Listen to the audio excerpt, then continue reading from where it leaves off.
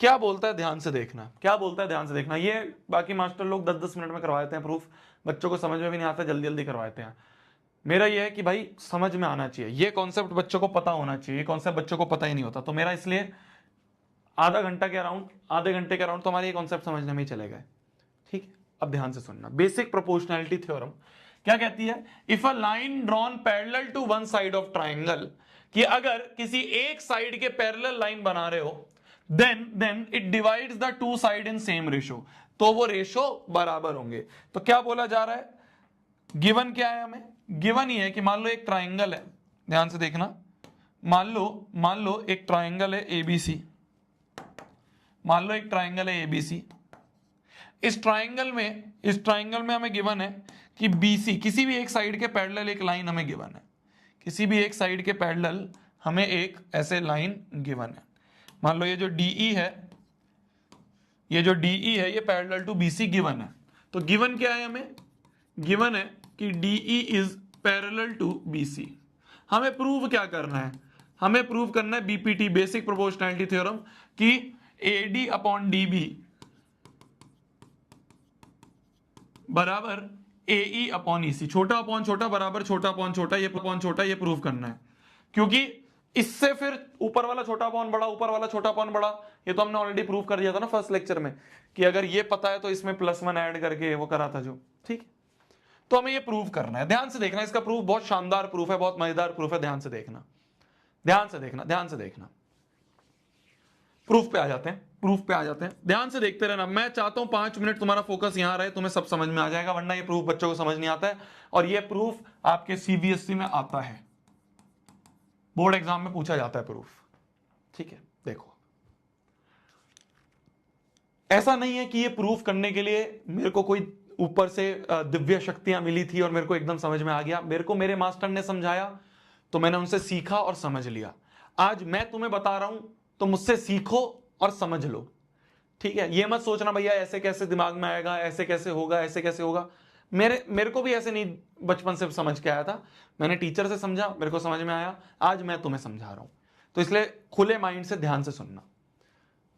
देखो, मान लो एक कंस्ट्रक्शन हम करेंगे, क्या? ज्वाइन कर दो डीसी एंड ईबी को, डीसी और ईबी को ज्वाइन कर दो। ये कंस्ट्रक्शन हमने करी क्या? कि हमने डीसी को और ईबी को ज्वाइन कर दिया। ठीक है, अब ध्यान से देखना, प्रूफ पे आ जाए प्रूफ 2 पार्ट में होगा। कैसे? देखो, एक बार मैं क्या करूंगा, इस ट्राइंगल को लूंगा और एक इसके साथ ये वाले ट्राइंगल को लूंगा। अभी मैं इन दोनों ट्राइंगल को उठा रहा हूं, ध्यान से देखना। पहले मैं 2 पार्ट में होगा, पहले पार्ट में मैं इस ट्राइंगल को और इस ट्राइंगल को लूंगा, तो पहला पार्ट इन दोनों ट्राइंगल के ऊपर वर्क करेंगे। फिर दूसरे पार्ट में मैं इसको तो लूंगा ही और इसके साथ फिर इस वाले को ले लूंगा।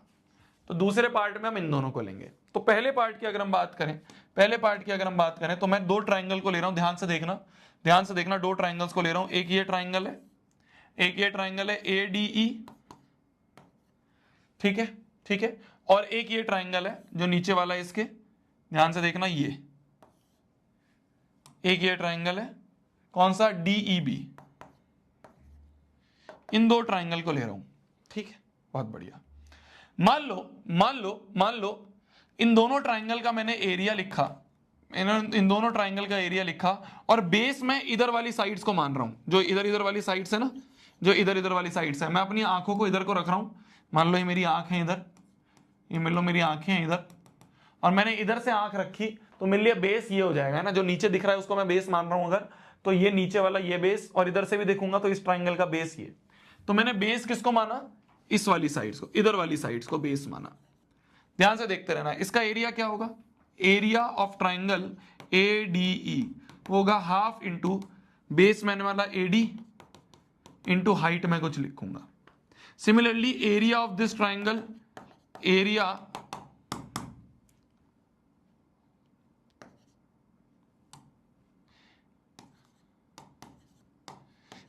ऑफ ट्राइंगल BDE अगर मैं लूं, और इसमें मैं बेस मानूंगा किसको? BD को। बेस में मानूंगा बीडी को। तो अच्छा अब ध्यान से देखना, अगर मैंने इसे बेस माना है तो हाइट क्या होगी, हाइट क्या होगी, बेस के अपोजिट वर्टेक्स से परपेंडिकुलर, बेस के अपोजिट वर्टेक्स से परपेंडिकुलर। तो मैंने क्या करा, मैंने यहां से एक परपेंडिकुलर डाल दिया, ये एक परपेंडिकुलर डाल दिया, बेस के अपोजिट वर्टेक्स से एक परपेंडिकुलर डल गया, ठीक है।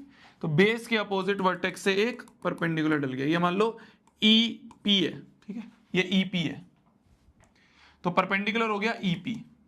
सिमिलरली अगर इसके केस में देखें, इस वाले ट्राइंगल के केस में देखें, तो बेस ये है, बेस मैंने किसे माना है, बीडी को माना है, बीडी को माना है बेस। तो बेस के अपोजिट वर्टेक्स से परपेंडिकुलर, तो वो परपेंडिकुलर भी तो ईपी ही है। हाँ वो परपेंडिकुलर थोड़ा बाहर आ रहा है ट्राइंगल के, पर बाहर भी तो होता है, तो वो भी तो हम कह सकते हैं ईपी ही है। तो इसका भी जो परपेंडिकुलर है वो ईपी ही है, इसका भी जो परपेंडिकुलर है वो ईपी ही है। तो ऊपर वाले ट्राइंगल में मैंने लिखा half into base into height, और नीचे इधर वाले ट्राइंगल को मैंने उठाया जब, तो half into base into height ऐसे लिख दिया, ठीक है, बहुत बढ़िया। इसको मान लिया मैंने फर्स्ट, इसको मान लिया मैंने सेकंड। अगर मैं फर्स्ट डिवाइड बाय सेकंड कर दूं तो ध्यान से देखना, ईपी और ईपी कट जाएगा, हाफ और हाफ कट जाएगा।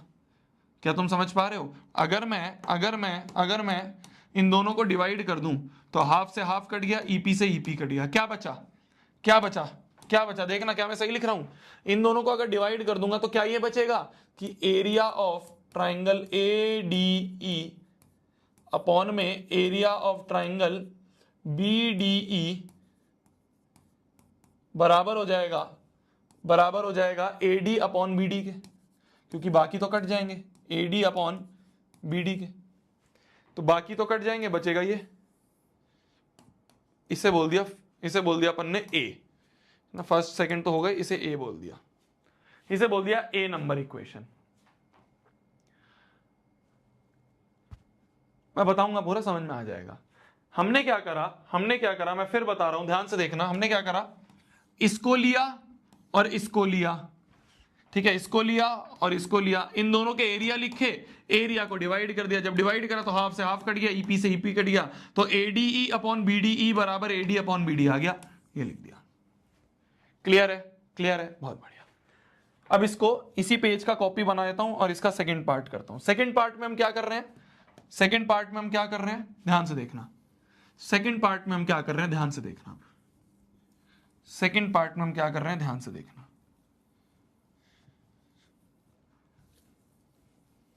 देखो वो पिछले पेज पे लिखा हुआ है, वो हटा नहीं है, ध्यान से देखना, ठीक है। वो पिछले पेज पे सारा लिखा हुआ है, अब इसका सेकंड पार्ट है। सेकंड पार्ट में हम क्या करेंगे, ध्यान से देखना। ये ए बी सी है और ये डी ई था, ठीक है। अब हम क्या करेंगे, इन दोनों ट्राइंगल को लेंगे, किन दोनों को, इस वाले ट्राइंगल को और इस वाले ट्राइंगल को, इन दोनों का एरिया लिखेंगे। देखना ध्यान से, इस वाले ट्राइंगल को लिया एडीई को, और इधर से हमने इस वाले ट्राइंगल को लिया, किसको, सीडीई को, ठीक है। और हमने नजरें अपनी इधर रखी, अब की नजरें मेरी किधर है, इस तरफ है, तो मेरे लिए बेस ये होगा, एई और ईसी को बेस मानेंगे, इसको बेस मानेंगे। अब इधर वाली साइड्स को बेस मानेंगे, इधर वाली साइड्स को बेस मानेंगे। तो इससे अगर लिखें तो एरिया ऑफ ट्राइंगल एडीई अगर मैं लिखूं तो वो होगा हाफ इंटू बेस, किसको माना, एई को, इंटू हाइट। इसको भी लिखें तो एरिया ऑफ ट्राइंगल डीईसी या सीईडी की बात करें तो वो होगा हाफ इंटू बेस, किसको माना, ईडी को, सीई को। बेस किसको माना, सीई को बेस अपन ने माना। ये जो सीई है इसको बेस माना, क्योंकि हमारी आंखें इस तरफ से हैं, इस तरफ से देख रहे हैं, तो बेस ये, ठीक है, बहुत बढ़िया। हाइट क्या होगी, तो हाइट क्या होगी, जिसको बेस माना है, बेस के अपोजिट वर्टेक्स से परपेंडिकुलर जो होती है वो हाइट होती है। तो बेस के अपोजिट वर्टेक्स से मैंने परपेंडिकुलर गिर दिया, ये डीक्यू जो है ये हाइट है, बेस के अपोजिट वर्टेक्स से परपेंडिकुलर गिरा, डीक्यू हाइट है। सिमिलरली इसके लिए क्या होगा, बेस के अपोजिट वर्टेक्स से परपेंडिकुलर, तो वो परपेंडिकुलर भी डीक्यू ही आएगा।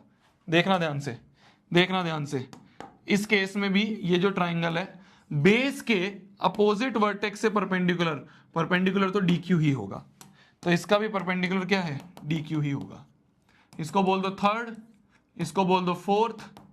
थर्ड और फोर्थ को अगर डिवाइड कर दें, क्या थर्ड डिवाइड बाय फोर्थ अगर हम कर दें तो यहां से आ जाएगा, देखो हाफ से हाफ कट गया, डी क्यू से डी क्यू कट गया, तो हम कह देंगे area of triangle A D E upon में area of triangle C E D, ये बराबर है ए ई अपॉन सी ई के। इसको बोल दो बी नंबर इक्वेशन।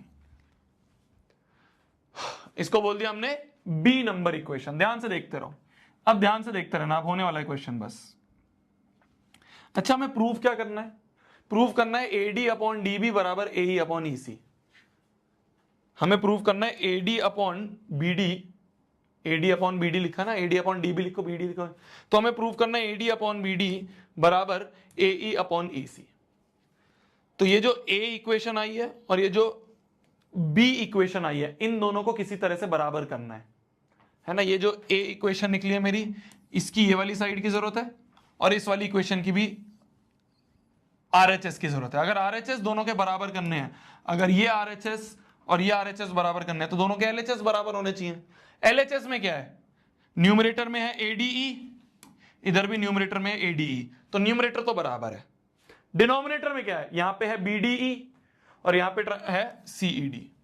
न्यूमरेटर में अलग है, अगर डिनोमिनेटर में अलग है। न्यूमरेटर तो सेम है, एडीई एडीई, न्यूमरेटर तो सेम है, डिनोमिनेटर में डिफरेंस। अगर डिनोमिनेटर भी किसी तरीके से बराबर कर दें कि हम किसी तरीके से इस ट्राइंगल के एरिया को और इस ट्राइंगल के एरिया को बराबर बता दें, तो डिनोमिनेटर भी बराबर हो जाएगा, दोनों के एलएचएस बराबर हो जाएंगे, बात खत्म हो जाएगी। ठीक है, बहुत बढ़िया। अब ध्यान से सुनना मेरी बात, ध्यान से सुनना मेरी बात। एक कॉन्सेप्ट होता है, एक कॉन्सेप्ट होता है, ध्यान से सुनना मेरी बात।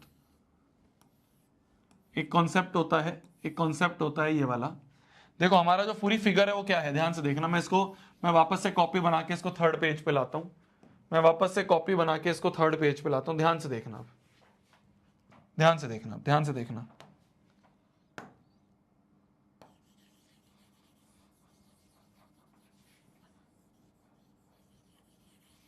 ध्यान से देखना।